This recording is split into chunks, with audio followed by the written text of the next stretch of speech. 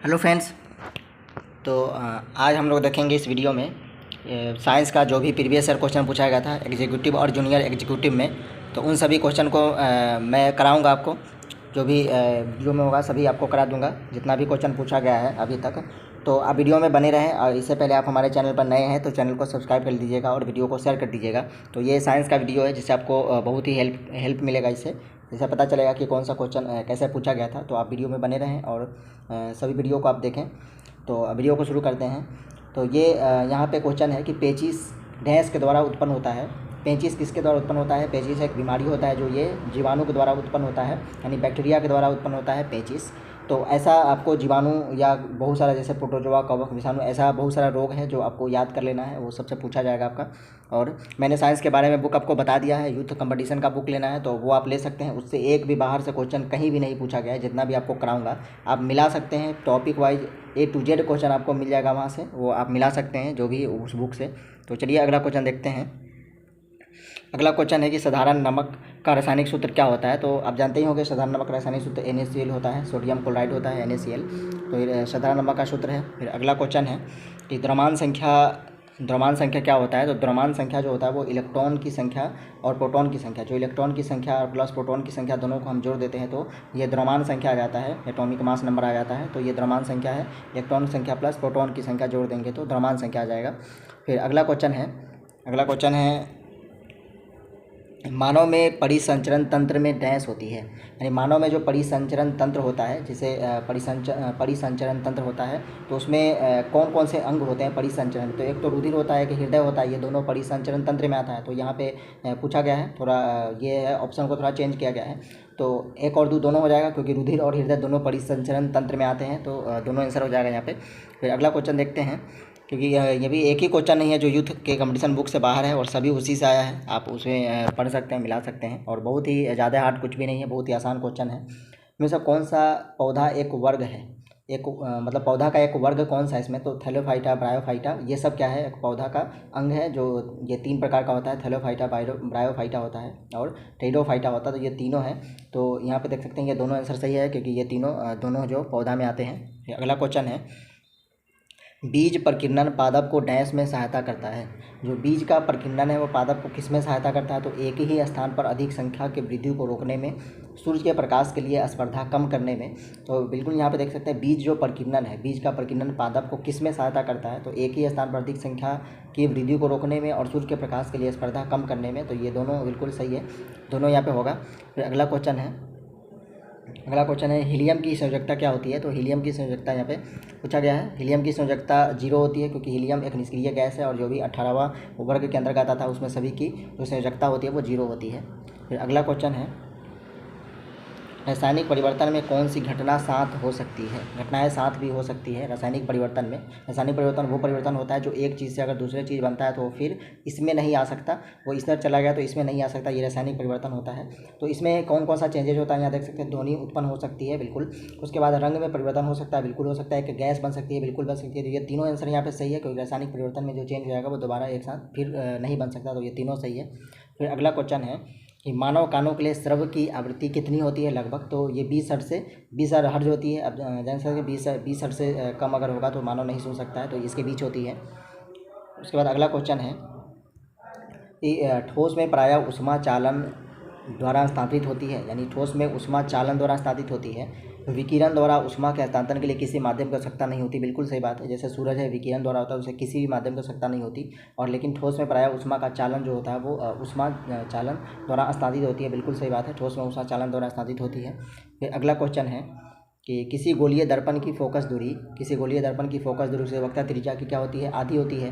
तो गोलीय दर्पण की फोकस दूरी होती है वो वक्ता त्रिज्या की आधी होती है, यानी जो भी त्रिज्या है इसका वो आधी होती है, इसकी फोकस दूरी होती है। तो फिर अगला क्वेश्चन है निम्न में से कौन सा कथन सही नहीं है? इसमें एक सही नहीं, हमारे चारों ओर की वायु द्वारा लगाए गए दाब को वायुमंडलीय दाब कहते हैं, बिल्कुल सही बात है। वायु जो चारों ओर दाब लगाता है वही वायुमंडलीय दाब होता है। द्रव तथा गैस बर्तन के दीवारों पर कोई दाब नहीं लगाता, बिल्कुल गलत है, क्योंकि ये ऐसा नहीं है। सभी चीज़ दाब कुछ ना कुछ लगाता है। प्रत्येक अंग क्षेत्र पर लगने वाले बल को दाब कहते हैं, बिल्कुल सही बात है। किसी वस्तु पर लगने वाला बल को उसके साथ संपर्क में आए बगैर लग सकता है, बिल्कुल सही बात है। किसी वस्तु पर लगने वाला जो बल है उसके संपर्क में आए बगैर भी लग सकता है, जैसे तृतीय नियम न्यूटन का है तो वो अपने आप लगता है, तो वैसा टाइप का है, तो यहाँ पे सही है बिल्कुल। फिर अगला क्वेश्चन है, बहुत ही अच्छा क्वेश्चन है सब फ्रेंड्स, आप देख सकते हैं कि कितना अच्छा क्वेश्चन सब पूछा गया है। पादप उत्तक मूलतः कितने प्रकार के होते हैं? तो पादप उत्तक मूलतः 2 प्रकार के होते हैं। यहाँ पे पादप उत्तक जो होते हैं वो 2 प्रकार के होते हैं यहाँ पे। फिर अगला क्वेश्चन है, पितरस किससे स्रावित होता है? पितरस जो स्रावित होता है वो यकृत से स्रावित होता है, बिल्कुल पितरस स्रावित होता है यहाँ पे, यकृत से स्रावित होता है। और यहाँ पे फिर अगला क्वेश्चन है, कौन सा सही नहीं है? कौन सा इसमें सही नहीं? ऊर्जा का मात्रक वही है जो कार्य का है, बिल्कुल सही बात है। ऊर्जा का वही मात्रक होता है जो कार्य का होता है। 1 जूल बराबर जो होता है वो 1 न्यूटन मीटर होता है, बिल्कुल यहाँ पे फार्मूला भी है ये वाला, 1 जूल बराबर 1 न्यूटन मीटर, तो ये फार्मूला होता है। ऊर्जा की उत्पत्ति की जा सकती है, जो कि गलत है। ऊर्जा की उत्पत्ति नहीं कर सकते हम, क्योंकि ऊर्जा एक प्रकार का ये स्वयं उत्पन्न होता है, हम उत्पत्ति बना नहीं सकते इस ऊर्जा को। तो भी वेग से गतिशील किसी वस्तु का द्रव्यमान की गति ऊर्जा mv²/2 होती है, बिल्कुल सही बात है। ये फार्मूला दिया गया है mv²/2, क्योंकि ये सेम क्वेश्चन सब है सारा, जो कि थोड़ा ये पूछा गया है, सही नहीं है या ये सब में पूछा गया है, लेकिन बहुत ही अच्छा क्वेश्चन है सब। और अगला क्वेश्चन है कि प्राकृतिक स्रोत अम्ल का कौन सा युग्म सही है? इमली में टार्टरिक अम्ल होता है, बिल्कुल इमली में टार्टरिक अम्ल होता है। नेटल का डंक में मेथेनोइक अम्ल होता है, बिल्कुल दोनों सही है यहाँ पे कि इमली में टार्टरिक अम्ल और मेटल का डंक में मेथेनोइक अम्ल होता है। फिर अगला क्वेश्चन है, इनमें से प्रकाश सरल रेखा में गमन करता है? प्रकाश सरल रेखा में गमन करता है, बिल्कुल प्रकाश सीधी रेखा में गमन करता है, जबकि ध्वनि जो होती है वो जिगजैग रेखा में गमन करती है, लेकिन प्रकाश सीधी रेखा में गमन करता है। दर्पण परावर्तन में हमें स्पष्ट प्रतिबिंब प्राप्त होता है, बिल्कुल होता है, क्योंकि दर्पण परावर्तन करेगा तभी इधर से फोकस जाता है, तो यहाँ पे हमें स्पष्ट प्रतिबिंब प्राप्त होता है, लेकिन इधर जाता है तो ये इमेजिनरी हो जाता है। फिर अगला क्वेश्चन है, घर्षण के संदर्भ में कौन सा संबंध सही है? घर्षण तो यानी यहाँ पे दे रहा है सबसे ज़्यादा स्थैतिक घर्षण होता है, उसके बाद सर्पी घर्षण, फिर लोटी घर्षण, तो ये सही है, क्योंकि सबसे ज़्यादा कोई भी चीज़ स्थिर रखा है तो ये ज़्यादा घर्षण होगा। फिर उससे कम जो सरकने वाला होगा वो घर्षण कम होगा। फिर लोटनी घर्षण जो रखने वाला होगा उसका सबसे घर्षण कम होगा, तो ये है। फिर अगला क्वेश्चन देखते हैं, कुल यांत्रिक ऊर्जा है। कुल यांत्रिक ऊर्जा क्या है? तो कुल यांत्रिक ऊर्जा जो गतिज ऊर्जा होती है, यानी कुल यांत्रिक ऊर्जा है वो गतिज ऊर्जा प्लस स्थितिज ऊर्जा दोनों को हम जोड़ देंगे तो टोटल यांत्रिक ऊर्जा आ जाता है। गतिज ऊर्जा स्थितिज ऊर्जा दोनों को जोड़ करके कुल जो ऊर्जा आती है वो स्थितिज यांत्रिक ऊर्जा होती है। फिर अगला क्वेश्चन है, निम्नलिखित में से कौन सा पादपों द्वारा अपशिष्ट पदार्थों से छुटकारा पाते हैं?